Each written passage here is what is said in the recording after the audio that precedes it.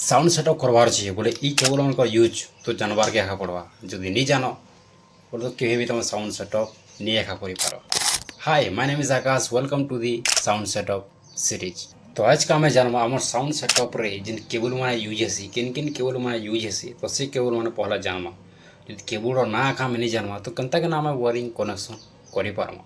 तो से लगे आज का मैं जानवा केन केबल रो ना कहना और केने से केबल यूज हेसी। पहला हो हमर एक्सएलआर केबल जिंदा कि मेल एक्सएलआर फीमेल एक्सएलआर थीसी। ई केबलटा माइक और मिक्सर और बहुत बड़ बड़ एम्प्लीफायर मान को भी एक्सएलआर पिन दी थी तो सेने यूज हेसी। ई केबलटा गोटे बैलेंस्ड सिग्नल देसी और तार संगे संगे नॉइज के भी कम करसी। सेकेंड होची टीआरएस और jack cable instrument DJ controller और मिक्सर जेन जेन दी थी तार पोर्ट माने तो सेनो ई केबलटा यूज हेसी। ई केबल दुई टाइप रो हेसी गोटे मोनो और स्टीरियो दुई टाइप रो केबल इटा भी ऐसी।